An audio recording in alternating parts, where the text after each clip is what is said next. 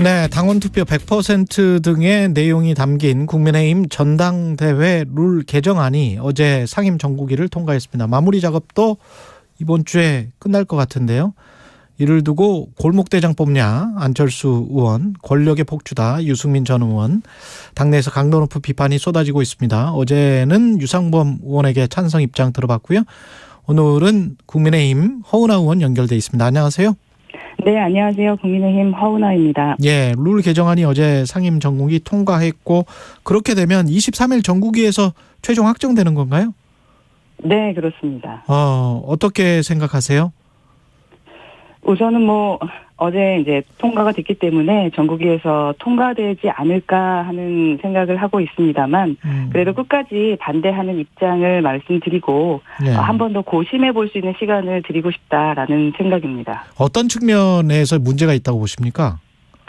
저는 무엇보다도 좀 국민과 멀어져 가는 것처럼 저희 당이 보일까 봐 그걸 저희가 의도적으로 그럴 필요가 있을까 하는 생각이 있고요. 그 당원 100% 룰이라는 게 좀 약간 국민과 멀어진다라는 식의 인식을 좀 심어줄 수 있을 것 같다는 생각이 듭니다. 국민과 멀어진다? 네네. 그 당신 100%로 지금 당대표 뽑았던 게 이제 18년 전 총재 시대 때 아니었겠습니까? 예. 그때로 다시 돌아가려면은 그동안의 제도가 큰 결함이 있었다거나 또 새로운 제도가 훨씬 더 낫다라는 좀 납득이 되어야 하는데 좀 그 부분이 좀 부족하다라는 생각이 들고요. 박근혜 당시 그 대표 때 시작됐던 그 기존 제도가 당심을 배제했었나 보면은 그렇진 않거든요. 그러니까 당 철학이라던가 또 당신과 무관한 사람을 당대표로 뽑아왔던 적도 없고 저는 그렇게 생각을 하지 않습니다. 오히려 그 당심을 100%로 하게 되면은 그 정당대회 때나 또 평상시에도 그 당협위원장 줄 세우기 또 계파 만들기 이런 게 만연해질 수 있을 수밖에 없기 때문에 국민 눈에는 좀 퇴행하는 것으로밖에 보이지 않을 것 같다라는 생각이고 또 저희 당 지지율에 있어서 지금 새 정부 출범에 따라서 허니문 효과를 거의 누리지 못했고요. 현재도 30%대 박스권에 갇혀 있는 것으로 알고 있습니다. 그렇다면 정답은 이미 정해져 있거든요. 저희가 선택하지 말아야 할 오답이 너무나 명확하다라는 말씀인데 최소한 민심을 배척한다라는 모습을 보여서는 안 되고 그렇게 오해하도록 만들어서도 안 된다.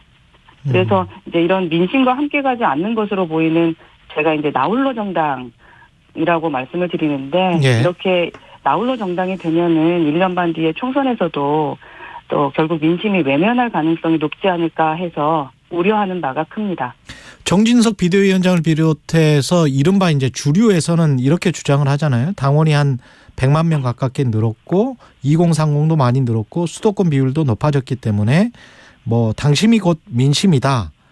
그렇게 투표하면 민심을 충분히 반영하는 거다. 이런 논리인 것 같은데요. 네.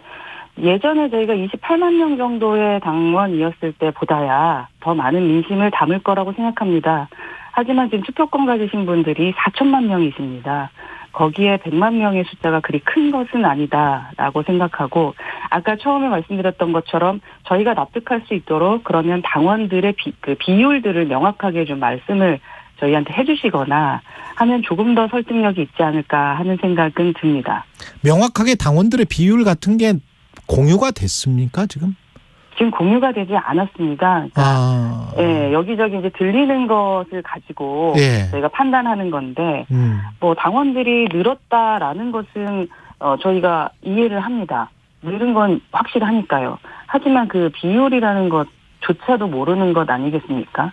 누구에게 투표권을 부여하는 거죠? 그러니까 6개월 정도 지난 당원들에게 부여하는 겁니까? 아니면은 책임 당원들에게 부여하는 거라고 저는 지금까지는 알고 있습니다. 책임 당원들에게? 네네. 3개월 이상 이제 3개월 이상? 예. 3개월 이상 당비를 납부한 사람들? 네네. 예.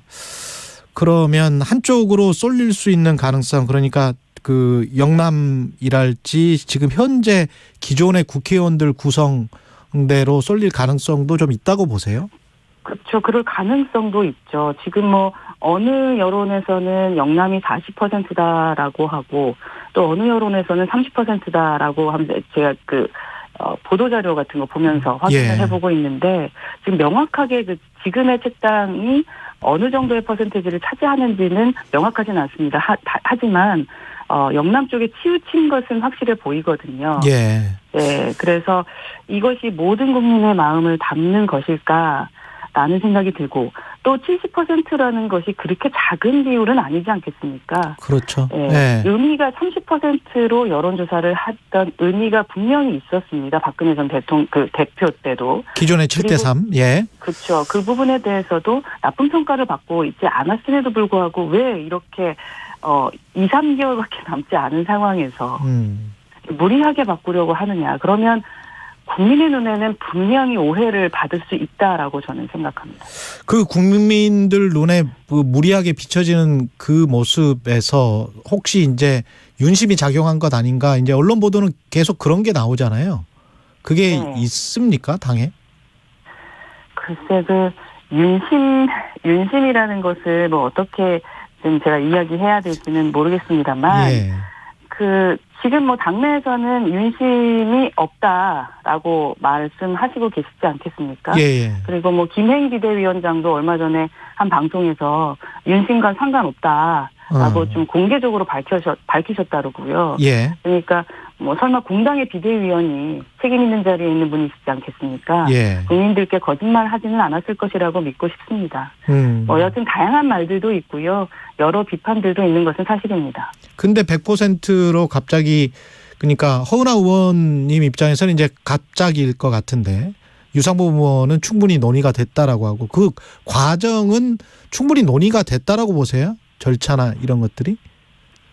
충분한 의견 수렴이 있었다고 생각하지는 않습니다. 그렇군요. 저도 예. 네, 좀 그렇지만 오히려 당내 일방주의와 뭐 민심 외면에 대해서 우려의 목소리를 내는 분들이 있으시거든요. 예. 그분들과 여러 고민을 나누고 저도 소통을 하고 있는데 이런 당내 일방주의가 당원 민주주의는 아니라고 생각을 하고 무엇을 위한 일방주의인지 솔직히 의문이 들고 정당은 선거에서 승리해야지 나름의 동력을 가질 수 있는데 이런 일방주의가 만연된 정당이 어떻게 다양한 민심의 바다에서 승리할 수 있을지 좀 우려된다라고 생각합니다.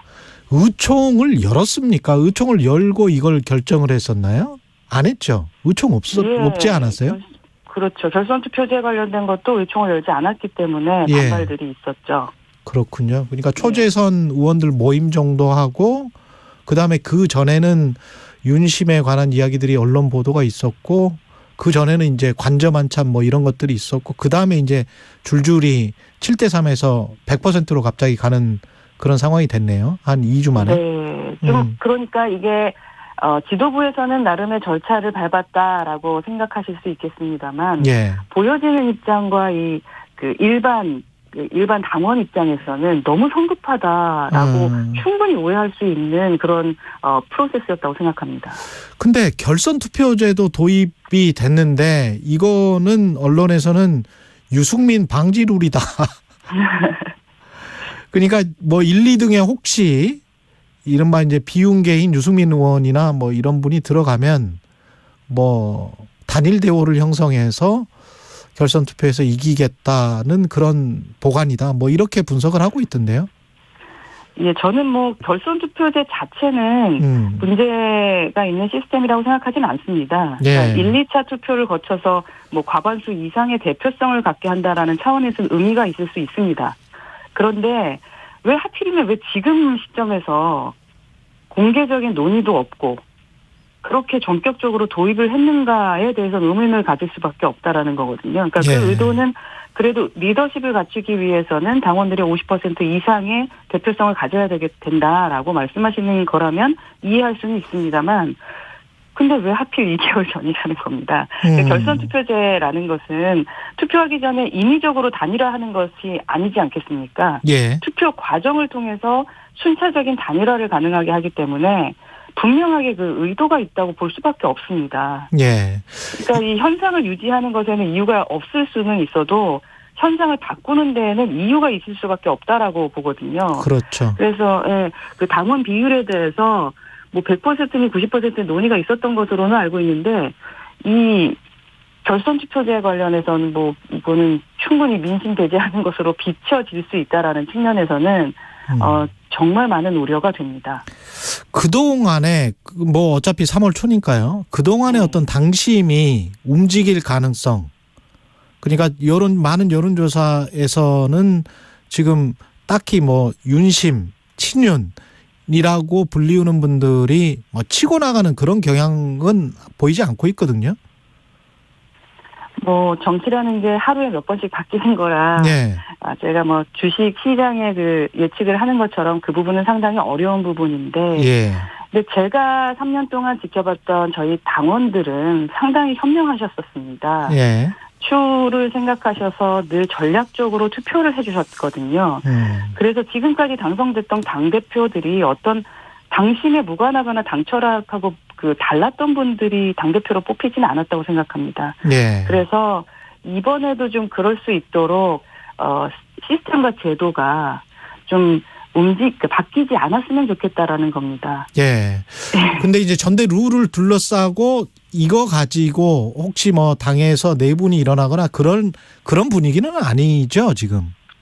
그렇죠. 아직까지는 뭐 내분의 분위기는 아니고 다만 이제 이견을 하는 분들이 생기면서 아무래도 좀 불편하게 되기는 하죠. 예. 100%로 하면 확실히 유리한 쪽이 있습니까? 네, 유리한 쪽이 지금 이제 이런 식으로 가다 보면 또 어떻게 될지 모르겠습니다. 1년 6개월 전에 28만 당원에서 현재 80만 당원인데 예. 또 두세 달 뒤에 당원들이 선택뿐만 아니라 숫자가 어떻게 바뀔지도 모릅니다. 물론 이제 시간이 지나야 되니까 그렇죠. 책정이 되기는 어려울 때도 있는데요. 예. 지금 상태에서는 단언하기는 어렵지만 다만 당원 100%와 결선 투표제는 지금 상태에서는 누가 봐도 좀 한쪽으로 기울어진 룰이 아닐까 하는 생각이 들고요. 또 누가 이길지 누구에게 유리할지보다는 공당의 룰과 원칙이 갑자기 한순간에 바뀌면서 기울어진 룰로 만들었다라는 것이 문제의 핵심입니다. 결국 차기 당대표 같은 경우에 어떤 대표가 되는 게 앞으로의 총선이랄지 특히 국민의힘에서는 이제 총선에 누가 유리할까요? 어떤 당대표가 돼야? 답은 명확합니다. 당을 승리로 이끌 수 있는 대표죠.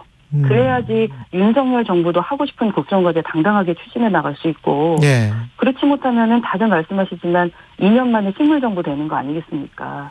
그러니까 결국 그 총선에서 민심의 선택을 받는 것, 또 어느 정당이 민심의 무거움을 알고 민심의 뜻을 받드느냐 이게 경쟁일 것이기 때문에 그러니까 민심을 선택하는 사람이 당을 이끌어가는 순리일 거라고 생각을 합니다. 예. 지금까지 국민의힘 허은하 의원이었습니다. 고맙습니다. 네, 감사합니다.